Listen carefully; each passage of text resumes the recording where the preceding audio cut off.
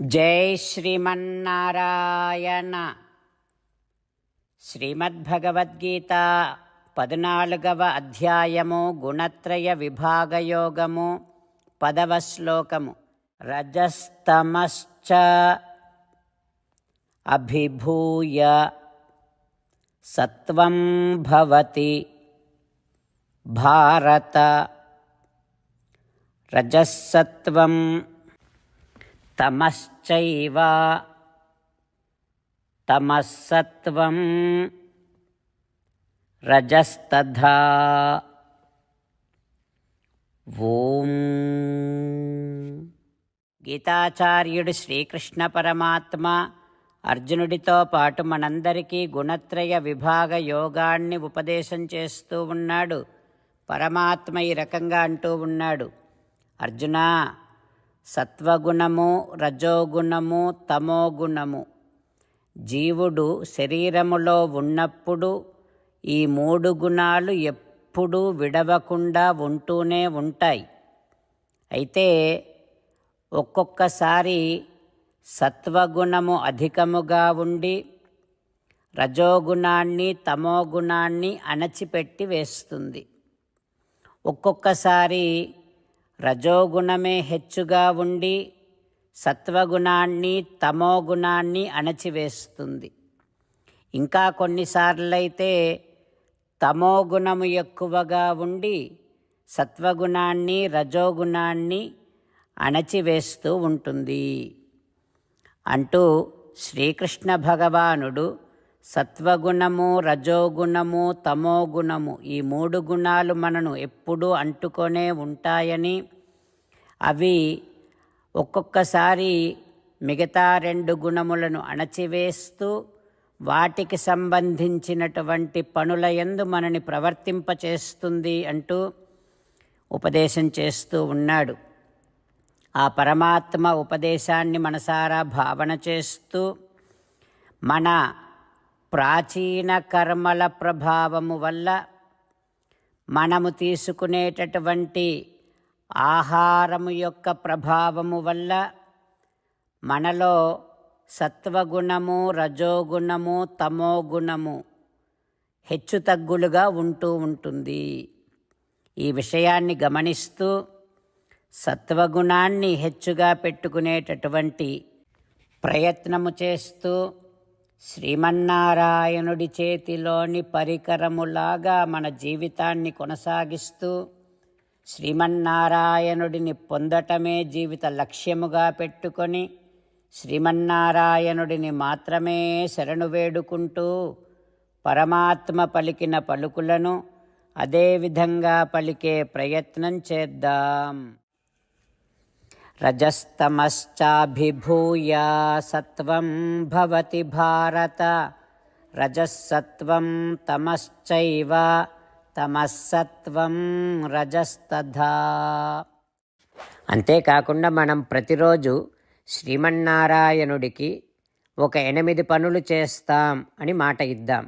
ఎందుకంటే శ్రీకృష్ణ భగవానుడు 18వ అధ్యాయములో 65 నుండి 70వ శ్లోకాల ద్వారా శ్రీమద్భగవద్గీత అంతటికీ సారభూతముగా మనకు 8 పనులు చేయమని చెప్పాడు.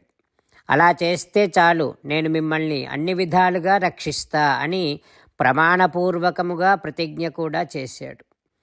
అందుకని శ్రీమద్భగవద్గీతను అంతటినీ విన్న తర్వాత అర్జునుడు కూడా చివరకు కరిష్యే వచనం తవ, కృష్ణ నువ్వు చెప్పినట్టే చేస్తా అని అన్నాడు. కనుకనే భగవానుడు అర్జునుడికి అన్ని విధాల విజయాన్ని అందించాడు. మనం కూడా ప్రతిరోజు శ్రీమన్నారాయణుడికి ఆ రకంగానే మాట ఇద్దాం. 8 పనులు చేస్తాం అని మనము మాట ఇస్తే అది అష్టాక్షరీ మహామంత్ర జపము చేసినటువంటి ఫలితాన్ని మనకు ప్రతిరోజు ఇస్తుంది. ఇట్లా మాట ఇవ్వటం కంటే గొప్ప పూజ, యజ్ఞము, తపస్సు మరొక్కటి లేనే లేదు. అందుకని నేను అంటూ ఉంటాను, మీరు మనస్సులో భావిస్తూ ఉండండి. ఈ రకంగా మనము మాట ఇస్తూ ఉంటే శ్రీకృష్ణ భగవానుడి ముఖారవిందములో కలిగేటటువంటి ఆనందాన్ని మనం ప్రతిరోజు దర్శిద్దాం. ఆస్వాదిద్దాం. జై శ్రీమన్నారాయణ. హో శ్రీమన్నారాయణ, నువ్వు చెయ్యమన్నట్టే నేను నిన్నే సంతతము ధ్యానము చేస్తూ ఉంటా. హో శ్రీమన్నారాయణ, నువ్వు చెప్పినట్టే నేను నీ భక్తుడిగానే ఉంటా. హో శ్రీమన్నారాయణ, నువ్వు చెయ్యమన్నట్టే నేను నా విధులను కర్తవ్యాలను నీ సేవగా నీ తృప్తి కోసమనే సక్రమంగా నిర్వర్తిస్తూ ఉంటా. హో శ్రీమన్నారాయణ, నువ్వు చెప్పినట్టే నేను నీవాడిని అనే మహావిశ్వాసముతో నీకే నమస్కరిస్తూ ఉంటా. హో శ్రీమన్నారాయణ, మామేకం శరణం వ్రజ, నన్ను ఒక్కడిని మాత్రమే శరణు వేడుకో అని నువ్వే అన్నావు కనుక నేను నిన్ను ఒక్కడిని మాత్రమే శరణు వేడుకుంటా. హో శ్రీమన్నారాయణ, మా శుచః, ఇక దుఃఖించకు అని నువ్వే నాకు భరోసా ఇస్తున్నావు కనుక నేను ఇక దుఃఖించను. హో శ్రీమన్నారాయణ, నువ్వు చెప్పినట్టే నువ్వు నా కోసమని అనుగ్రహించినటువంటి శ్రీమద్భగవద్గీతను ప్రతిరోజు కనీసము ఒక్క శ్లోకాన్నైనా జ్ఞాపకం చేసుకుంటూ శ్రీమద్భగవద్గీతను అనుసంధానము చేస్తూ ఉంటా. హో శ్రీమన్నారాయణ, నువ్వు చెప్పినట్టే నువ్వందరి కోసమని చెప్పినటువంటి శ్రీమద్భగవద్గీతను తెలియని భక్తులందరికీ తెలియచేసే నా వంతు ప్రయత్నాన్ని నేను నిరంతరము కొనసాగిస్తూనే ఉంటా. హో శ్రీమన్నారాయణ, నేను నువ్వు చెప్పినట్టే చేస్తా, నీకు నచ్చినట్టే ప్రవర్తిస్తా, నీకోసమే పని చేస్తూ ఉంటా. కరిష్యే వచనం తవ. ఇప్పుడు శ్రీమద్భాగవతాన్ని అనుసంధానం చేసుకుందాం. శ్రీమద్భాగవత గ్రంథానికి నమస్కారం. నిగమకల్పతరోర్గళితం ఫలం సుఖముఖాదమృతద్రవ సంయుతం పిబత భాగవతం రసమాలయం ముహురహో రసికా భువి భావుకాః. శ్రీసుఖ యోగీంద్రుల వారికి నమస్కారం. యం ప్రవ్రజంతమనుపేతమపేతకృత్యం ద్వైపాయనో విరహకాతర ఆజుహావ పుత్రేతి తన్మయతయా తరవోభినేదుః తం సర్వభూతహృదయం మునిమానతోస్మి. నరనారాయణులకు, చతుర్ముఖ బ్రహ్మకు, సరస్వతీదేవికి, వ్యాస మహర్షుల వారికి నమస్కారం. నారాయణం నమస్కృత్య నరం చైవ నరోత్తమం దేవీం సరస్వతీం వ్యాసం తతో జయం ఉదీరయేత్. శ్రీమద్భాగవతము దశమస్కంధము 10వ స్కంధములో 271వ రోజు సూత మహానుభావుడు శౌనకాది మహర్షులందరికీ ప్రవచనం చేస్తూ ఈ రకంగా చెబుతూ ఉన్నాడు. ఓ మహర్షులారా, శ్రీసుఖయోగీంద్రుల వారు పరీక్షిన్నరేంద్రుడికి శ్రీమద్భాగవతాన్ని ఉపదేశం చేస్తూ ఇలా చెబుతూ ఉన్నాడు. ఓ పరీక్షిన్నరేంద్ర, బలరాముడు ధేనుకాసురుడి 4 కాళ్లను ఒక్క చేత్తో పట్టుకొని గిరగిరా వేగంగా త్రిప్పుతూ ఉండగానే ఆ ధేనుకాసురుడు మరణించాడు. ఆ మరణించిన ధేనుకాసురుడిని ఒక చెట్టుకేసి విసిరి కొట్టాడు. దాంతో చెట్టు విరిగి క్రింద పడిపోయింది.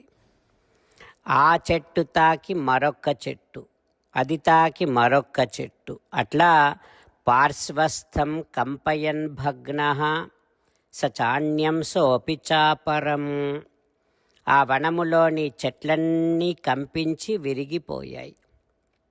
ఓ పరీక్షిన్నరేంద్ర, బలరాముడు ధేనుకాసురుడిని లీలగా ఎత్తి విసిరివేయటం అనేటటువంటిది, ఆ ధేనుకాసురుడిని వధించటం అనేటటువంటిది నైతచ్చిత్రం, ఇదేం పెద్ద ఆశ్చర్యమేమీ కాదు.